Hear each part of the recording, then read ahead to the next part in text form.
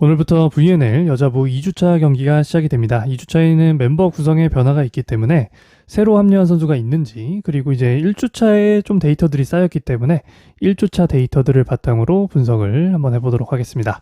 첫 번째 경기는 폴란드와 도미니카 경기인데요. 폴란드는 1주차 4전 전승으로 굉장히 좋은 스타트를 끊었습니다. 특히나 상대들이 이탈리아, 태국, 세르비아 등 까다로운 상대들이 많았는데도 불구하고 다 이겼기 때문에 굉장히 의미가 있었고요.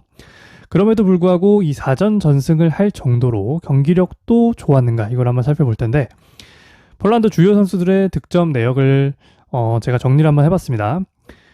에이스인 스티샥이 74득점으로 가장 많은 득점을 올려줬고, 조금 특징적인 점이 미들블로커 라인에서 득점이 굉장히 많이 나왔습니다. 이 두 명의 미들블로커가 합쳐서 80득점을 올릴 정도로 미들블로커가 팀에 굉장히 많은 도움을 줬고요. 스티샥을 제외한 나머지 두 공격수가 45득점, 31득점 이렇게 올려줬습니다. 사실 배구에서 미들블로커의 역할도 굉장히 중요하지만 가장 중요한 거는 역시 이제 공격수들이 어느 정도 효율을 가지고 득점을 내주는가, 이게 가장 중요합니다. 그래서 공격 성공률을 안 볼 수가 없는데, 스티샥이 39%, 그리고 나머지 두 공격수가 37%, 31%, 이렇게 생각보다는 좋지 않게 나왔습니다. 이게 이제 전체 선수들의 득점 내역과 이제 성공률을 나타낸 건데, 득점 1위를 기록한 중국의 리잉잉이 이제 56% 성공률이 나왔고요.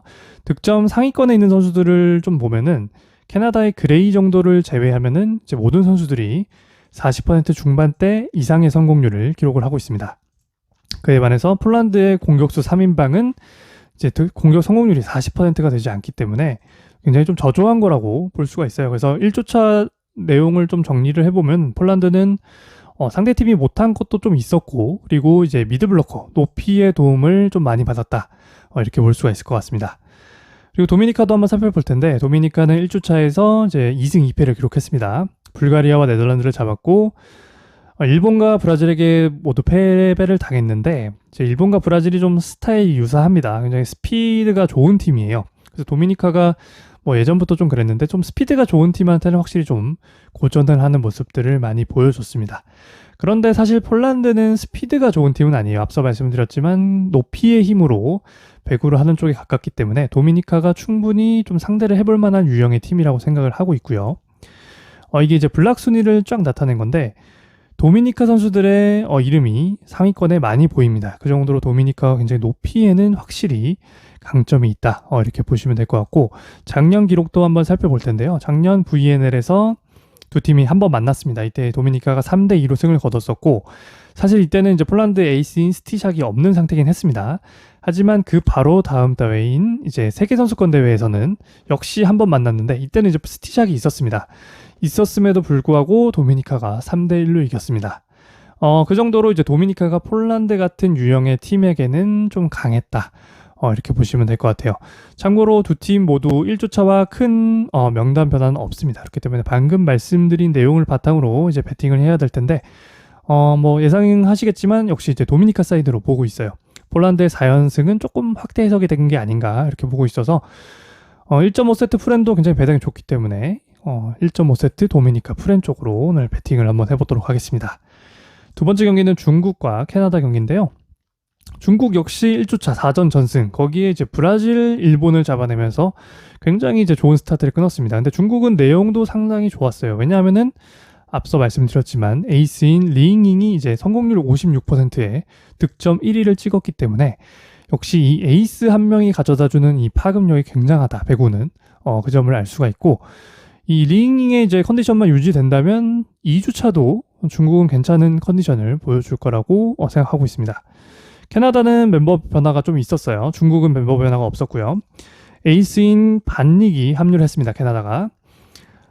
캐나다는 1주차에서 이제 그레이가 성공률은 좀 떨어졌지만 역시 득점 2위를 기록할 정도로 득점을 많이 내줬고, 이제 반닉이 합류를 했기 때문에 이 쌍포 라인을 좀 기대를 해볼 수가 있을 것 같아요. 그래서 캐나다는 전력 상승이 꽤 있다, 이렇게 보는 게 맞을 것 같습니다. 그래서 중국이 물론 1주차에 굉장히 좋은 컨디션을 보여줬지만 사실 2.5세트를 받을 정도로 캐나다와 전력 차이가 난다고 생각은 하지 않고 있어요. 그래서 이 경기는 이제 오버 쪽으로 배팅을 해볼 거고요.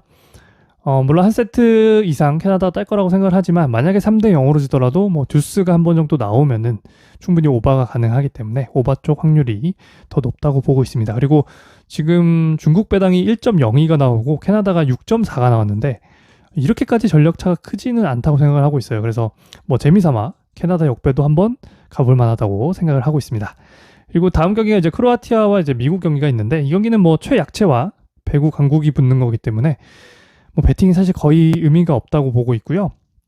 이제 언어바로 뭐 배팅을 하려면 굳이 해야 될 텐데 미국은 참고로 이제 에이스급이라고 할 수 있는 프란티가 합류를 했습니다. 크로아티아 같은 경우에는 뭐 누가 합류하고 안 하고에 따라서 뭐 전력이 크게 달라지는 팀이 아니기 때문에 뭐 크게 의미는 없을 것 같고요. 뭐 굳이 뭐 배팅을 해보자면 이제 1주차가 끝나고 좀 휴식기가 있었기 때문에 선수들의 감각이 뭐 살짝은 아주 떨어질 수 있다는 측면에서 범실이 평소보다 조금 많이 나온다고 하면은 아무래도 좀 오바 쪽이 낫지 않을까. 물론 뭐 배팅은 하지 않습니다, 저는. 근데 굳이 하자면 역시 오바 쪽이 조금 더 낫지 않나 이렇게 생각을 하고 있습니다. 마지막 경기는 이제 일본과 세르비아 경기가 있습니다. 일본은 1주차에서 3승 1패를 기록을 했고 좀 높이가 있는 팀들에게 고전을 했어요. 중국에게 블락을 좀 많이 당하면서 3대0 패배를 당했고 도미니카 경기도 이기긴 했지만 블락을 13개나 허용을 하면서 좀 높이 부분에서 근데 좀 어려움을 겪었습니다. 근데 이 세르비아가 1주차는 굉장히 좋지 않았습니다만 스테바노비치 이 미드블로커가 새로 합류를 했습니다. 이 선수가 이제 알렉시치 1주차에도 그 선수는 뛰었었는데 그 선수와 함께 이제 뭐 세계적인 미드블로커 라인 정도의 레벨이라고 보시면 될 것 같아요. 그래서 이 선수가 합류함에 따라서 세르비아도 역시 전력 상승이 어느 정도는 있었다 이렇게 보는 게 맞을 것 같고 일본이 좀 높이에 고전을 했었기 때문에 스테바노비치가 들어옴으로써 충분히 조금 일본을 괴롭힐 수 있을 거라는 생각을 하고 있습니다. 역시 작년 데이터를 한번 뽑아왔는데 작년에 이제 한 번 만난 적이 있습니다. 일본과 세르비아는 한 번 만나서 세르비아가 3대 1승을 거뒀고요. 이때 이제 스테바노비치가 12득점이나 올려줬어요. 블락도 3개나 기록하면서 확실히 높이에서 도움을 주는 선수라는 것을 알 수가 있습니다. 그래서 이 경기는 사실 근데 세르비아가 1주차에 워낙 좀 몸이 덜 풀린 모습들을 많이 보여줬어서 아직까지는 세르비아 사이드 쪽으로 보기는 조금 힘들다고 생각을 하고 있어서 이 경기는 지금 해외 배당을 참고해봤을 때 언어바 기준점이 한 150, 181.5 정도 나왔었기 때문에 그 점을 바탕으로 이제 배팅을 해보자면 이제 오바 쪽 배팅이 가장 무난하지 않나 이렇게 생각을 하고 있습니다. 그래서 이 경기는 181.5 정도 이제 기준점이 나올 것 같은데 오바 쪽으로 배팅을 한번 해보도록 하겠습니다. 오늘도 시청해주셔서 대단히 감사드립니다.